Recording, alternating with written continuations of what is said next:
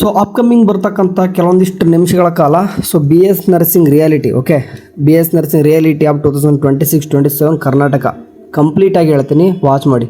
B S nursing fee ಸ್ಟ್ರಕ್ಚರಾಗಿ mainly ಕೂಡ consider ಮಾಡ್ಕೊಂಡು ಹೇಳ್ತಾ ಇರೋದು. ವಾಚ್ ಮಾಡಿದರೆ ನಿಮಗೆ ಏನಂತಂದರೆ ಮುಂದೆ ರಿಗ್ರೆಟ್ ಆಗೋ ತಪ್ತೀರಾ.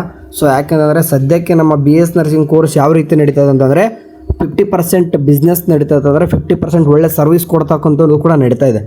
ಎರಡು ಕೂಡ ತಿಳ್ಕೊತ ಹೋಗ್ರಿ.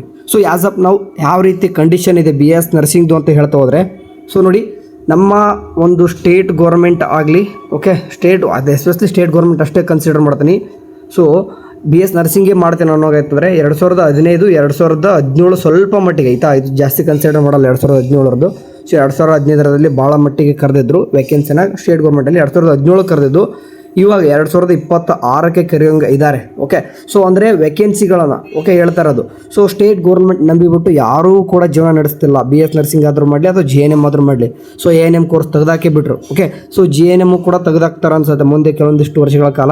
ಈಗಾಗಲೇ ಕೆಲವೊಂದಿಷ್ಟು ಆಳ ರಿಡ್ಯೂಸ್ ಆಗ್ತಾಯಿದೆ ಈಗಾಗಲೇ ಅದು.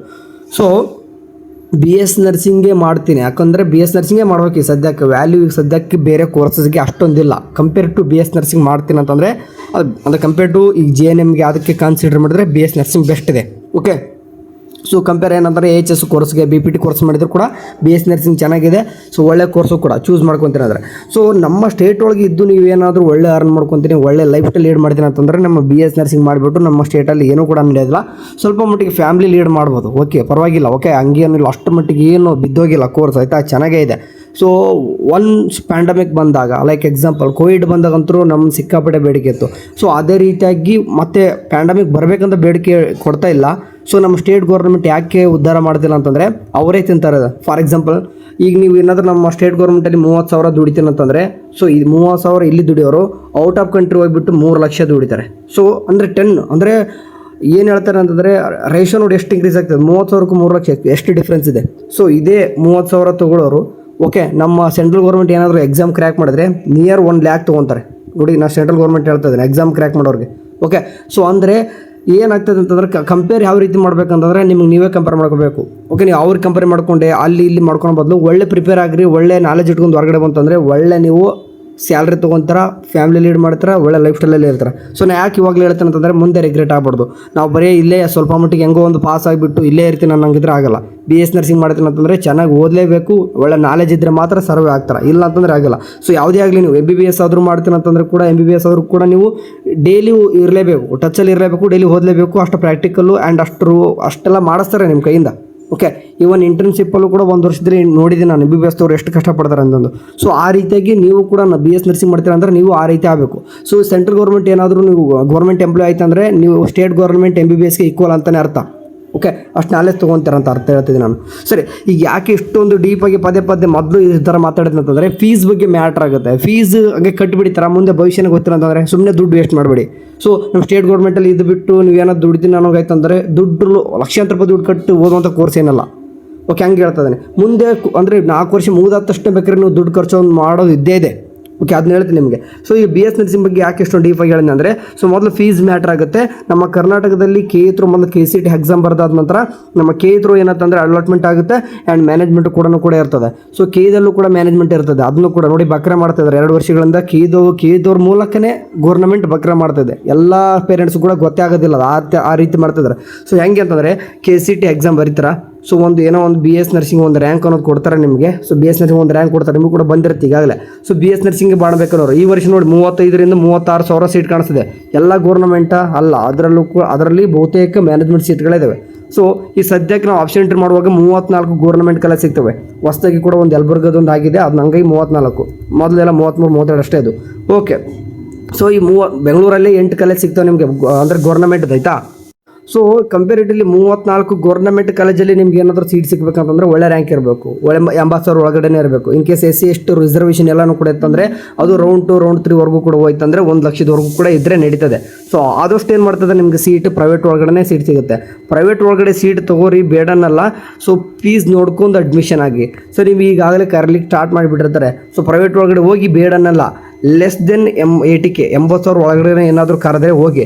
ನೀವು 1 ಲಕ್ಷದ ಮೇಲ್ಗಡೆ ಕೊಟ್ಬಿಟ್ಟು ಫೀಸ್ ಕೊಟ್ಟು ನೀವೇನೋ ಕಲಿಯುವಂಥ ಕೋರ್ಸ್ ಅಲ್ವೇ ಅಲ್ಲ. ನಾನು ಹೇಳ್ತಿದ್ದೀನಿ 80,000 ರೂಪಾಯಿ ಕೊಟ್ಟು ಅದು 1 ಲಕ್ಷ ಮೇಲ್ಗಡೆ ಏನಾದರೂ ಕೊಟ್ಟು ನೀವು ಕಲಿತೀನಿ ಅಂತಂದರೆ ಅಂಥ ಕೋರ್ಸ್ ಅಲ್ವೇ ಅಲ್ಲ. ಅದು ನಮ್ಮ ಸ್ಟೇಟ್ ಗೌರ್ಮೆಂಟಲ್ಲಿ ಎಸ್ಪೆಷಲಿ ಹೇಳ್ತಾ ಇರೋದು. ಓಕೆ, ಸೊ ಯಾಕೆ ಹೇಳ್ತಿದ್ದೀನಿ ಅಂತಂದರೆ ನೀವು ನಮ್ಮ ಈಗ ಗೌರ್ಮೆಂಟ್ ಕಾಲೇಜ್ ಒಳಗಡೆ ಅಂತಂದ್ರೆ ನೋಡಿ ಫೀಸ್ ಯಾವ ರೀತಿ ಮ್ಯಾಟ್ರ್ ಅಂದರೆ ಗೌರ್ಮೆಂಟ್ ಕಾಲೇಜ್ ಒಳಗೆ 100% ಕೂಡ ಗೌರ್ಮೆಂಟ್ ಸೀಟ್ ಅಷ್ಟೇ ಇರ್ತವೆ. ಕೇತ್ರು ಅಷ್ಟೇ ಅಲಾಟ್ಮೆಂಟ್ ಆಗಬೇಕು. ಅವ್ರಿಗೆ ಹೇಳ್ಬಿಟ್ಟು ಇವ್ರಿಗೆ ಹೇಳ್ಬಿಟ್ಟು ಮಾಡ್ತೀನಿ ಅಂತಂದರೆ ಆಗಲ್ಲ. ಎಲ್ಲ ಕೇತ್ರೋನೇ ಆಗ್ತವೆ. 100% ಕೂಡ ಕೇತ್ರೋನೇ ಆಗುತ್ತೆ. ಇದಕ್ಕೆ ಫೀಸ್ ಬಂದುಬಿಟ್ಟು 10,000 ಅಂತ ಗೌರ್ಮೆಂಟ್ ಇಟ್ಟಿರ್ತಾರೆ. ಸೊ ಕಾಲೇಜಸ್ ಏನು ಮಾಡ್ತಾರೆ 20,000ವರೆಗೂ ಕೂಡ ತೊಗೋಬಹುದು. ಅಂದರೆ ಗೌರ್ಮೆಂಟ್ ಕಾಲೇಜ್ ಒಳಗಡೆ 10,000 to 20,000 ಒಂದು ಥರ ಫೀಸ್ ಕ್ಲಿಯರ್ ಆಯ್ತು ಅನ್ಕೊತೀನಿ. ಅಂದರೆ 34 ಕಾಲೇಜ್ ಏನಿದಾವೆ ನಮ್ಮ ಕರ್ನಾಟಕದಲ್ಲಿ ಗೌರ್ಮೆಂಟು ಅದಕ್ಕೆಲ್ಲನೂ ಕೂಡ ಫೀಸ್ ಇಷ್ಟೇ. ಆಲ್ಮೋಸ್ಟ್ 10,000 ತೊಗೊತಾರೆ. ಬಟ್ ಸಮ್ ಕಾಲೇಜ್ ಒಂದು ಮ್ಯಾಕ್ಸಿಮಮ್ 15,000, 16,000, 17,000, 18,000, 20,000 ಒಳಗಡೆ. ಇದಕ್ಕಿಂತ ಹೆಚ್ಚು ಯಾವುದೂ ಕೂಡ ಗೌರ್ಮೆಂಟ್ ಕಾಲೇಜಲ್ಲಿ ತೊಗೊಳ್ಳಲ್ಲ. ಸೊ ಕ್ಲಿಯರ್ ಆಯ್ತು ಅನ್ಕೋತೀನಿ 34 ಕಾಲೇಜ್ ಸಿಕ್ಕೋರಿಗೆ. ಸೊ ಅದನ್ನು ಬಿಟ್ಟರೆ ರಿಮೈನಿಂಗ್ ಒಂದು 600 ಕಾಲೇಜ್ ಏನಂತಂದರೆ ಪ್ರೈವೇಟೇ ಸಿಗ್ತವೆ. ಆಲ್ಮೋಸ್ಟ್ ಇದರಲ್ಲೇ ಸೀಟ್ ಜಾಸ್ತಿ ಸಿಗೋದು. ಸೊ ಇಂಥ ಕಾಲೇಜ್ ಸಿಕ್ಕಾಗ ಎಷ್ಟಾಗ್ತದೆ? ಅದರಲ್ಲೂ 2 ರೀತಿ ಆಗಿದ್ದಾವೆ. ಒಂದು GG, ಒಂದು GP ಅಂತಂದು. ಓಕೆ, ಅಂದರೆ ಇದು ಗೌರ್ಮೆಂಟ್ ಸೀಟ್. GG ಅಂದರೆ ಗೌರ್ಮೆಂಟ್ ಸೀಟು, GP ಅಂದರೆ ಮ್ಯಾನೇಜ್ಮೆಂಟ್ ಸೀಟನೇ. ಇದು ಮ್ಯಾನೇಜ್ಮೆಂಟ್ ಸೀಟ್ ತೊಗೊಳಂಗಾಗಿತ್ತಂದರೆ KTRO ಯಾಕೆ ನಾವು KCET ಎಕ್ಸಾಮ್ ಬರೆದ್ಬಿಟ್ಟು ಪಾರ್ಟಿಸಿಪೇಟ್ ಮಾಡಬೇಕು? ಸೊ ಡೈರೆಕ್ಟಾಗಿ ಇಲ್ಲಿ ಏನು ಕಾಣಿಸ್ತಿದೆ ಅಂದರೆ ನಮಗೆ ಬೇಕಾಗಿರೋದು GG ಸೀಟ್ ಅಂದರೆ ಕಡಿಮೆ ಫೀಸ್ ಆಗಲಿ ಅನ್ನೋಕ್ಕೋಸ್ಕರ ನಾವು KEದಲ್ಲಿ KCET ಎಕ್ಸಾಮ್ ಬರೆದಿದ್ವಿ. ನೀವು GP ಸೀಟ್ ತೊಗೊಳಂಗಿತ್ತಂತಂದರೆ ಅಂದರೆ ಮ್ಯಾನೇಜ್ಮೆಂಟ್ ಸೀಟ್ ತೊಗೊಳಂಗಾಗಿತ್ತಂದರೆ ನಾವು ಯಾಕೆ CET ಬರೆದ್ಬಿಟ್ಟು KTRO ಪಾರ್ಟಿಸಿಪೇಟ್ ಮಾಡಬೇಕಿತ್ತು? ಡೈರೆಕ್ಟ್ ಅಡ್ಮಿಷನ್ ಆಗ್ತಿದ್ದಲ್ವಾ? ಸೊ ಬಕ್ರ ಮಾಡ್ತಿದ್ದಾರೆ. ಗೊತ್ತಾಗಲಿ ಹಾಕ್ಕೊಳ್ಳಿ, ಆಮೇಲೆ ಏನು ಕೂಡ ಮಾಡೋಕ್ಕೆ ಬರೋದಿಲ್ಲ. ಆ ರೀತಿ ಸಿಚುವೇಶನ್ ಮಾಡಿ ಬಿಟ್ಬಿಡ್ತಾರೆ. ಸೊ ಇದನ್ನು ಕನ್ಸಿಡರ್ ಮಾಡ್ಕೊಂಡು ಆದಷ್ಟು GP ಸೀಟ್ ತೆಗೆದ್ರೆ ಬೆಟರು. ಓಕೆ, ಯಾಕಂದರೆ ಇಲ್ಲಿ ಹೆಂಗಾಗುತ್ತಂದರೆ GG ಸೀಟಿಗೂ GP ಸೀಟ್ಗೂ ಮ್ಯಾನೇಜ್ಮೆಂಟ್ಗೂ ಏನೂ ಕೂಡ ಬರ್ಕಿಲ್ಲ. ಮ್ಯಾನೇಜ್ಮೆಂಟ್ ಸೀಟನೇ ಅದು, GP ಸೀಟ್ ಅಂದರೆ ಬೇರೆ ಏನಲ್ಲ. ಓಕೆ, ಇದು ಪ್ರೈವೇಟ್ ಕಾಲೇಜ್ ಹೋಗಿ ಹೇಳ್ತಾ ಇದ್ದೀನಿ. GG ಸೀಟ್ ಸಿಕ್ತುವಪ್ಪ ಅಂತಂದರೆ ನಾನು ಹೇಳ್ತಾ ಇದ್ದೀನಿ GG ಸೀಟ್ ಸಿಕ್ಕರೆ ಅಂದರೆ ಗೌರ್ಮೆಂಟ್ ಸೀಟು. ಪ್ರೈವೇಟ್ ಕಾಲೇಜ್ ಅಷ್ಟೇ ಮಾತಾಡ್ತಾ ಇದ್ದೀನಿ. ಗೌರ್ಮೆಂಟ್ ಕಾಲೇಜ್ ನಾಳೆ ಮುಗೀತು. 100% ಕೂಡ ಕೇತರು 10,000 to 20,000. ಈ ಪ್ರೈವೇಟ್ ಕಾಲೇಜ್ ಒಳಗಡೆ GG ಸೀಟ್ ಅಂದರೆ ಗೌರ್ಮೆಂಟ್ ಸೀಟ್ ಸಿಕ್ಕರೆ ಸೊ 30,000 ಹಿಡಿದ್ಬಿಟ್ಟು 70,000ವರೆಗೂ ಕೂಡ ಇರ್ತದೆ. ಸೊ ನಾನು ಯಾವಾಗಲೂ ಎಷ್ಟು ಬರಿತಿದ್ದೆ ಅಂತಂದರೆ 30,000 to 50,000 ಅಷ್ಟೇ ಬರಿತಿದ್ದೆ. ಬಟ್ ಇವಾಗ ನಾನು 70,000 ಬರಿತಿದ್ದೀನಿ ಅಂತಂದರೆ ಈಗ ಹಂಗಾಗ್ಬಿಟ್ಟಿದೆ. ಕಾಲೇಜ್ ಕಡೆ ಕೇಳ್ತಾ ಇದ್ದಾರೆ, ತಮ್ಗೆ ಎಷ್ಟು ಬಂದಂಗೆ ಕೇಳ್ತಾ ಇದ್ದಾರೆ. ಇದ್ರ ಸಲುವಾಗಿ ನಾವು ಎಷ್ಟು ಕಷ್ಟಪಡ್ತಿದ್ದೆ ನಮಗೆ ಗೊತ್ತು. ಇರಲಿ, ಇನ್ನೊಂದು 2 ಇಯರ್ಲಿ ಇದನ್ನು ಕೂಡ ಮಾಡೋಣಂತೆ. ಓಕೆ, ನಮ್ಮ ನಾಳೆ BS ನರ್ಸಿಂಗ್ ಕಮ್ಯುನಿಟಿ ಎಷ್ಟಿದೆ ಅಂತಂದರೆ 1 ಲಕ್ಷ ವಿದ್ಯಾರ್ಥಿಗಳು ನಮ್ಮ ಹತ್ರ ಇದ್ದಾರೆ. 1 ಲಕ್ಷ ವಿದ್ಯಾರ್ಥಿ BS ನರ್ಸಿಂಗ್ ಈಗ ಯಾರೆಲ್ಲ ಇದ್ರು ನೋಡಿ. ಕಳೆದ ಒಂದು 5 ಬ್ಯಾಚ್ ಸ್ಟೂಡೆಂಟ್ ಕೂಡ ನಮ್ಮ ಹತ್ರ ಸ್ಟೂಡೆಂಟ್ ಇದ್ದಾರೆ. ಸೊ ಏನೇ ಒಂದು ಕಂಪ್ಲೇಂಟ್ ಅರೇಂಜ್ ಮಾಡಿದ್ರು ಕೂಡ ಆ ಕಾಲೇಜ್ ಏನಾರ ಮಾಡುವಂಥ ನಮ್ಮ ಪವರ್ ಇದೆ ಸದ್ಯಕ್ಕೆ. ಸೊ ಹಂಗಾಗಿ ಮಾತಾಡ್ತಾ ಇದ್ದೀನಿ. 1 ಲಕ್ಷ ಸ್ಟೂಡೆಂಟಲ್ಲಿ ನಾವು ಏನು ಬೇಕಾದರೂ ಹಾಕಿದ್ರೆ ಹುಡುಗರು ಮಾಡ್ತಾರೆ. ಯಾಕಂದರೆ ಅಷ್ಟು ಬಿಲೀವ್ ಇದೆ ನಮ್ಮ ಮೇಲೆ. ಹಂಗಾಗಿ ಈಗ ಇರಲಿ, ನೀವು ಕಟ್ಟುವಾಗ ಯಾಕಂದರೆ ಒಂದು ಕಾಲೇಜೆಲ್ಲ ಏನಲ್ಲ, ಸುಮಾರು 500-600 ಕಾಲೇಜ್ ಇದ್ದಾಗ ಎಲ್ಲವೂ ಕೂಡ ಮ್ಯಾನೇಜ್ ನಮ್ಗೆ ಮಾಡಲಿಕ್ಕಾಗಲ್ಲ. ಸೊ ಬರ್ತಾ ಅಪ್ಕಮಿಂಗ್ ಎಲ್ಲನೂ ಕೂಡ ಸುಧಾರಣೆ ಮಾಡೋಣ ಅಂತ ಇವಾಗ ಸದ್ಯಕ್ಕೆ ಹೇಳ್ತಿದ್ದೀನಿ. 30,000 to 70,000 ರೂಪಾಯಿ ಆಗೇ ಆಗುತ್ತೆ ಪ್ರೈವೇಟ್ ಕಾಲೇಜ್ ಒಳಗಡೆ ಗೌರ್ಮೆಂಟ್ ಸಿಕ್ಕರೆ. ಸೊ ಮೋರ್ ದೆನ್ 2 lakh ಬಂತಂದರೆ ನೋಡಿ, 2 ಲಕ್ಷ ಮೇಲ್ಗಡೆ ನಿಮ್ಮದು ರ್ಯಾಂಕ್ ಇತ್ತಂದರೆ ಸ್ವಲ್ಪ ಕಷ್ಟ ಸಿಗ್ತಾ ಹೋಗೋದು. ಅಂದರೆ ಗೌರ್ಮೆಂಟ್ ಸೀಟ್ ಪ್ರೈವೇಟ್ ಕಾಲೇಜಲ್ಲೂ ಕೂಡ ಸಿಗೋದು ಕಷ್ಟ ಆಗ್ತಾ ಹೋಗ್ತದೆ 2 ಲಕ್ಷ ಮೇಲಿದ್ದವ್ರಿಗೆ. ಸೊ ಇಂಥ ಸ್ಟೂಡೆಂಟ್ಗೆ ಡೈರೆಕ್ಟ್ ಅಡ್ಮಿಷನ್ ಹೋದರೂ ಕೂಡ ಕೆಲವೊಂದಿಷ್ಟು ಕಾಲೇಜಲ್ಲಿ ಸೀಟ್ ಕೊಡಲ್ಲ. ಎಲ್ಲನೂ ಕೂಡ ಕೇತರು ಇಟ್ಬಿಟ್ಟವ್ರಲ್ಲ. ಸೊ ಹಂಗಾಗಿ ಅದು ಇಟ್ಟರು ಕೂಡ ನೀವು ಡೈರೆಕ್ಟ್ ಅಡ್ಮಿಷನ್ ಇಟ್ಟರು ಕೂಡ 1 ಲಕ್ಷ ಮೇಲೆ ಹೇಳ್ತಾರೆ. 1 ಲಕ್ಷದ ಮೇಲೆ ದುಡ್ಡು ಕೊಟ್ಟು ಕಲಿಯುವಂಥ ಕೋರ್ಸ್ ಅಲ್ವೇ ಅಲ್ಲ. ನಾನು ಪದೇ ಹೇಳ್ತಾ ಇದ್ದೀನಿ. ಸೊ GP ಸೀಟು ನೀವು ಹಾಕ್ಕೊಂತೀರಂದರೆ ನಿಮ್ಮ ಇಷ್ಟ. ಅಲ್ಲಿ 1 ಲಕ್ಷ ರೂಪಾಯಿ ಕಟ್ಟಲೇಬೇಕಾಗ್ತದೆ. GP ಸೀಟ್ ಅಂದರೆ 1 ಲಕ್ಷ ರೂಪಾಯಿ. ಸೊ ಅದನ್ನು ಬಿಟ್ಟು ಡೈರೆಕ್ಟ್ ಅಡ್ಮಿಷನ್ ಮಾಡಿಸಿದ್ರೆ ಒಂದು 70,000 to 80,000 ರೂಪಾಯಿ ಒಳಗಡೆ ಒಂದು ಫೀಸ್ ಸಿಗ್ತವೆ. ಆ ಥರ ಕಾಲೇಜ್ ಸಿಕ್ಕಾಪಟ್ಟಿದ್ದಾವೆ ಕರ್ನಾಟಕದಲ್ಲಿ. ಅಂದರೆ ಡೈರೆಕ್ಟ್ ಅಡ್ಮಿಷನ್ ನಾನು ಅಂದರೆ ನೀವು ಒಂದು ಆಲ್ಟರ್ನೇಟ್ ಆಗಿ ಇಟ್ಕೊತೀನಿ ಅನ್ನೋಗಾಯ್ತಂದರೆ ನಾನು ಪರವಾಗಿಲ್ಲ, ನಾನು 70,000 to 80,000 ರೂಪಾಯಿ ಕಟ್ಟಿ ಅಡ್ಮಿಷನ್ ಮಾಡಿಸ್ಕೊತೀನಿ BS ನರ್ಸಿಂಗ್ ಅಂದರೆ ಪರವಾಗಿಲ್ಲ, ಹೋಗ್ತೀನಿ ಅಂದರೆ ಹೋಗ್ರಿ. ಆಲ್ಟರ್ನೇಟ್ ಆಗಿ ಇಟ್ಕೊಂಡು ಒಂದು ಯಾವುದಾದ್ರೂ ಕಾಲೇಜಿಗೆ ಬಂದಿರಿ. ಬಟ್ 1 ಲಕ್ಷ ಮೇಲ್ಗಡೆ ಫೀಸ್ ಕೇಳ್ತಾರೆ ಅಂದರೆ ಬಿಟ್ಬಿಡಿ.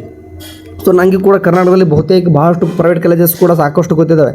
Even I am studying BS ನರ್ಸಿಂಗ್ and government college only. But I know others private colleges ಯಾವ ರೀತಿ ನಿಮ್ಮ ಹತ್ರ ದುಡ್ಡು ವಸೂಲಿ ಮಾಡ್ಕೊತ ಬಂತಂದು. ಸೊ ಅದನ್ನೆಲ್ಲ ಕೂಡ ಅವಾಯ್ಡ್ ಮಾಡ್ಕೊಳ್ಳಿ.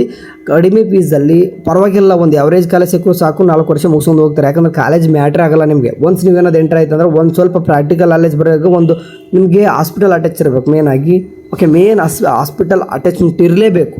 ಏನಿರುತ್ತೋ ಬಿಡುತ್ತೋ ಗೊತ್ತಿಲ್ಲ, ಆ ಒಂದು ಕಾಲೇಜಿಗೆ ಹಾಸ್ಪಿಟಲ್ ಇರಲೇಬೇಕು. ಲೈಕ್ ಎಕ್ಸಾಂಪಲ್ ಹೆಂಗಾಗುತ್ತಂದರೆ ನಿಮಗೆ ಈ ಫಸ್ಟ್ಗೆ ಹೋದ ತಕ್ಷಣ ನಿಮಗೆ ಫಸ್ಟ್ನೇ ಬರೋದು ನರ್ಸಿಂಗ್ ಫೌಂಡೇಶನ್. ಓಕೆ, ನರ್ಸಿಂಗ್ ಫೌಂಡೇಶನ್ಗಂತೂ ನಿಮಗೆ ಬೇಸಿಕ್ಸ್ ಎಲ್ಲನೂ ಕೂಡ ಪ್ರೊಸೀಜರ್ ಬೇಕು. ಪ್ರೊಸೀಜರ್ ಕಲಿಯೋಕ್ಕಾದ್ರೂ ಕೂಡ ಹಾಸ್ಪಿಟಲ್ ಬೇಕಾ? ಅದಾದ ತಕ್ಷಣ ಡಿಸೀಸ್ ಕಂಡೀಷನ್ ಬರ್ತವೆ. AH1 ಆ್ಯಂಡ್ AH1 ಬರುತ್ತೆ, AH2 ಬರುತ್ತೆ. ಸೊ ಈ AH1ಗೆ AH2ಗೆ ಕೂಡ ಮೇನ್ ಡಿಸೀಸ್ ಕಂಡೀಷನ್ ಬಗ್ಗೆ ಕಲಿಯಬೇಕು. ಆ್ಯಂಡ್ ಪಿಡಿಯಾಟ್ರಿಕ್, ಓಕೆ, ಅಂದರೆ ಪಿಡಿಯಾಟ್ರಿಕ್ ಅಥವಾ ಚೈಲ್ಡ್ ಹೆಲ್ತ್ ನರ್ಸಿಂಗು, ಚಿಕ್ಕ ಹುಡುಗರ ಬಗ್ಗೆ ಅದು ಕೂಡ ಕಲಿಯಬೇಕು. ಹೌದು, ಹಾಸ್ಪಿಟ್ಲ್ ಸಣ್ಣ ಹುಡುಗರ ಹಾಸ್ಪಿಟ್ಲ್ ಬೇಕಾ. ಆ್ಯಂಡ್ ಅದಾದ ತಕ್ಷಣ ನೋಡ್ರಿ ಸೈಕ್ಯಾಟ್ರಿ. ಸೈಕೇಟ್ರಿ ಆಲ್ಮೋಸ್ಟ್ ನೋಡಿ ಆಲ್ಮೋಸ್ಟ್ ಇರಲ್ಲ, ಎಲ್ಲ ಒಂದು ಕರ್ನಾಟಕದಲ್ಲಿ ಇರೋದೇ ಸ್ವಲ್ಪ. ಸೊ ಹಾಕ್ಬೇಕು, ಪೋಸ್ಟಿಂಗ್ ಆದರೂ ಹಾಕಬೇಕು. ಫಾರ್ ಎಕ್ಸಾಂಪಲ್ ಬೆಂಗಳೂರು ಅಂಥದ್ದು ಏನು ಮಾಡ್ತಾರೆ, ನಿಮ್ಮಾನ್ಸ್ ಹಾಕ್ಕೊಂತಾರೆ. ಆ್ಯಂಡ್ ನಮ್ಮ ಉತ್ತರ ಕರ್ನಾಟಕ ಕಡೆ ಬಂತಂದ್ರೆ ಡಿಮಾನ್ಸ್ ಧಾರವಾಡ ಹಾಕ್ಕೊಂತಾರೆ. ಆ್ಯಂಡ್ ಶಿವಮೊಗ್ಗದಲ್ಲಿ ಸಂಕಲ್ಪ, ಅದೇ ರೀತಿ ಬೇರೆ ಬೇರೆ ಭಾಳಷ್ಟು ಇದ್ದಾವೆ. ಓಕೆ, ಸೊ ನ್ಯೂರೋ ಯಾವುದೆಲ್ಲ ಹಾಸ್ಪಿಟಲ್ಸ್ ಇದ್ದಾವೆ ಅವೆಲ್ಲನೂ ಕೂಡ ಏನಾಗ್ತದೆ ಅಂತಂದರೆ ಸೈಕೇಟ್ರಿಗೆ ಪೋಸ್ಟಿಂಗ್ ಹಾಕ್ತಾರೆ. ಮಿನಿಮಮ್ ಒಂದು 15 ದಿನ ಆದರೂ ಹಾಕ್ಲೇಬೇಕಾಗ್ತದೆ. ಓಕೆ, ಅದಾದ ತಕ್ಷಣ ನಿಮ್ಗೆ ಮತ್ತೆ ಬರತಕ್ಕಂಥ ಕಮ್ಯುನಿಟಿ ಹೆಲ್ತ್ ನರ್ಸಿಂಗ್ ಅಂದ್ರೆ ಒಂದು ಕಮ್ಯುನಿಟಿ ಏರಿಯಾದೊಳಗೆ ಕಳಿಸ್ಬಿಟ್ಟು ಪೋಸ್ಟಿಂಗ್ ಹಾಕಬೇಕು. ಅದ್ರ ಬಗ್ಗೆ ಕಲಿಬೇಕು. ಅಲ್ಲಿ ಕೂಡ ಮಲೇರಿಯಾ, ಡೆಂಗು, ಚಿಕನ್ ಗುನ್ಯಾ ಈ ಥರ disease condition, diabetic mellitus, BP, sugar ಅಂತ ಏನು ಕರಿತೀವಿ ಎಲ್ಲನೂ ಕೂಡ.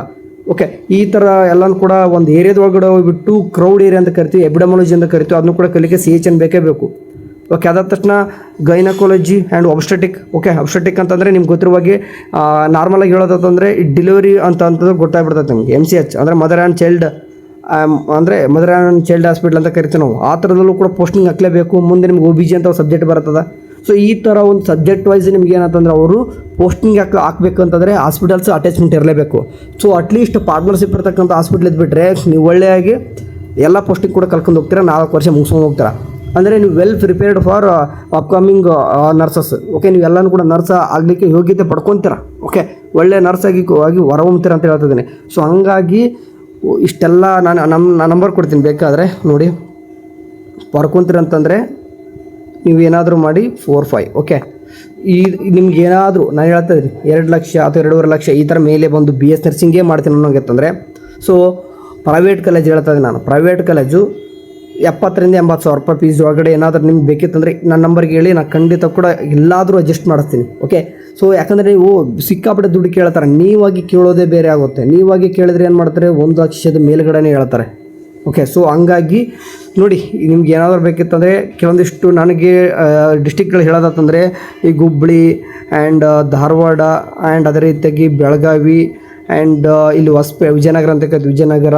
ಸೊ ಇನ್ನೂ ಅಲ್ಲಿ ಈ ಕಡೆ ಆ ಕಡೆ ನೋಡ್ಬೋದು ಇನ್ನೂ ಕೂಡ. ಓಕೆ, ಸೊ ಇಷ್ಟು ಅಂದ್ರೆ ಸದ್ಯಕ್ಕೆ ನಾನು ಟ್ರೈ ಮಾಡ್ಬೋದು. ಇನ್ನೂ ಕೂಡ ಬೇರೆ ಬೇರೆ ಕಡೆ ಸಾಕಷ್ಟು ಇದ್ದೇ ಇರ್ತವೆ.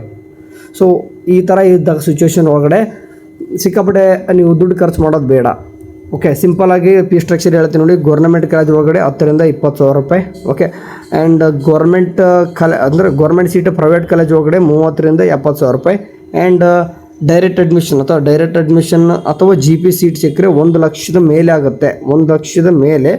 ಅಥವಾ ಔಟ್ ಆಫ್ ಸ್ಟೇಟ್ ಅಂತಂದರೆ 1,40,000 ಆಗುತ್ತೆ ನೋಡಿ. ಔಟ್ ಆಫ್ ಸ್ಟೇಟ್ ಸ್ಟೂಡೆಂಟಿಗೆ 1,40,000 ಮೇಲೆ ಆಗುತ್ತೆ.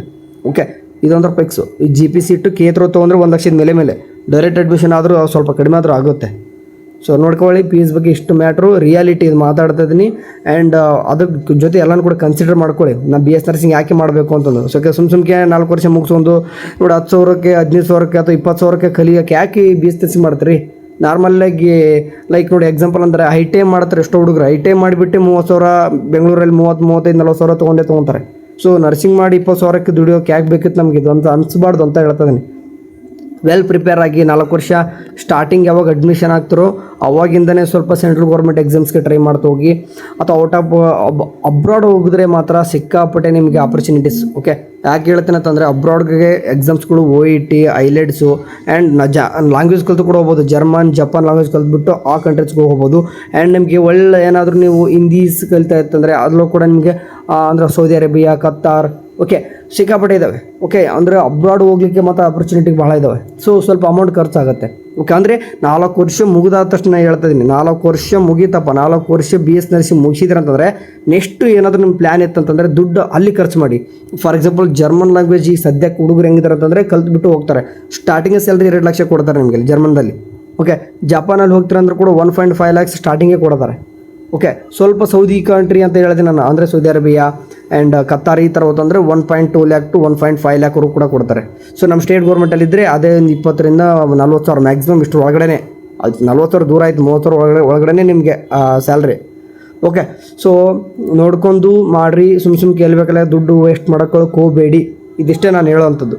ಸಾಧ್ಯವಾದಷ್ಟು ಒಂದು ಹಣ ಉಳಿಸೋಕೆ ಟ್ರೈ ಮಾಡಿ. 4 ವರ್ಷ ಮುಗಿದ ತಕ್ಷಣ ಬೇಕಿದ್ರೆ ನಿಮಗೆ ಸೆಂಟ್ರಲ್ ಗೌರ್ಮೆಂಟ್ ಎಕ್ಸಾಮ್ಸ್ಗಳು ಕರಿತಾ ಇರ್ತಾರೆ, ಅದು ಕೋಚಿಂಗಿಗೆ ಬೇಕಾದ್ರೆ ದುಡ್ಡು ಹಾಕ್ರಿ. ಎಲ್ಲಾದರೂ ವೆಲ್ ಅಂತಂದರೆ ಏಮ್ಸ್ ಒಳಗಡೆ ಹೇಳ್ತಿದ್ದೀನಿ, ಏಮ್ಸ್ ಆ್ಯಂಡ್ ಜಿಪ್ಮಾರ್ ಆ್ಯಂಡ್ ESIC ಈ ಥರ ಎಕ್ಸಾಮ್ಸ್ಗಳು ಕ್ಲಿಯರ್ ಮಾಡಿಕೊಂಡ್ರೆ ಸ್ಟಾರ್ಟಿಂಗ್ ನೋಡಿ, ಈಗ 8th ಪೇ ಸ್ಟಾರ್ಟ್ ಆಗಿ 7th ಪೇ ಇದೆ. So next 8th pay start ಆಯ್ತಂದರೆ 1.4 ಅಂತ 1.5 ಲ್ಯಾಕ್ ನಮ್ಮ ಇಂಡಿಯಾದಲ್ಲಿ ಇದ್ಬಿಟ್ಟು 1.5 ಲಕ್ಷ ತೊಗೊತಾರೆ ಸ್ಯಾಲ್ರಿ. ಸೊ ಒಳ್ಳೆ ನಾಲೆಜ್ ಇರಬೇಕಂತಂದ್ರೆ ಅಂದರೆ ಆ ಥರ ಮಾಡ್ಬೇಕಂದ್ರೆ ನೀವು ಸ್ಟಾರ್ಟಿಂಗಿಂದ ಪ್ರಿಪೇರ್ ಆಗಬೇಕು. ಯಾವ ಕಾಲ ಸಿಕ್ಕ್ರಿ ಅಂದ್ರಿ, ಹೌದಲ್ವಾ? ಸೊ ಇದಿಷ್ಟು ಮಾತ್ರ ಹೇಳೋದಲ್ಲಿ ನಾನು ಇನ್ನೊಮ್ಮೆ ಹೇಳ್ತೀನಿ, B S nursing private college ಮಾಡ್ತೀನಿ ಅನ್ನೋಂಗಿತ್ತಂದರೆ, ಸೊ ಅಸಿಸ್ಟೆನ್ಸ್ ತೊಗೊತೀನಿ ಅನ್ನೋಂಗಿತ್ತಂದರೆ ನನ್ನ ನಂಬರ್ ಇದೆ, ಕಾಲ್ ಮಾಡಿ. ಕಾಲ್ ಬೇಡ, ಮೆಸೇಜ್ ಹಾಕಿ, I am interested in B S nursing, ಅಂದರೆ ನನ್ನ ರ್ಯಾಂಕ್ ಇಷ್ಟಿದೆ. ಸೊ ಅಂದರೆ ನೀವು 2 ಲಕ್ಷ ಒಳಗಡೆ ಇದ್ದವ್ರು ಆಲ್ಮೋಸ್ಟ್ ನಂಗೆ ಮೆಸೇಜ್ ಮಾಡ್ಲಿಕ್ಕೆ ಹೋಗ್ಬಿಡಿ. ಯಾಕಂದರೆ ನಿಮ್ಗೆ 2 ಲಕ್ಷ ಒಳಗಡೆ ಇತ್ತಂದರೆ ಆಲ್ಮೋಸ್ಟ್ ನಿಮ್ಗೆ ಏನಂತಂದರೆ ಪ್ರೈವೇಟ್ ಕಾಲೇಜ್ ಒಳಗೆ ಗೌರ್ಮೆಂಟ್ ಸೀಟ್ ಸಿಗ್ತಾವೆ. 2 ಲಕ್ಷ ಮೇಲೆ ಹೋದ್ರೆ ಸ್ವಲ್ಪ ಕಷ್ಟ. ಸೊ ಎಲ್ಲಾದರೂ ಪ್ರೈವೇಟ್ ಕಾಲೇಜ್ ಕಡೆ ಒಂದು ಅಂದರೆ ಒಳ್ಳೆ ರೀತಿ ಇರಬೇಕು. ಅವು ಕೂಡ ಹೆಂಗೆಂಗೋ ಕೊಡೋದಲ್ಲ ನಿಮಗೆ. ಓಕೆ, ಸೊ ಇದಿಷ್ಟು ಮಾತ್ರ ಹೇಳಬಲ್ಲೆ. ನಿಮ್ಗೆ ಏನಾದರೂ ಡೌಟ್ ಇದ್ದರೆ ಕಮೆಂಟ್ ಬಾಕ್ಸಲ್ಲಿ ಹಾಕಿ. Thank you, have a next day, bye.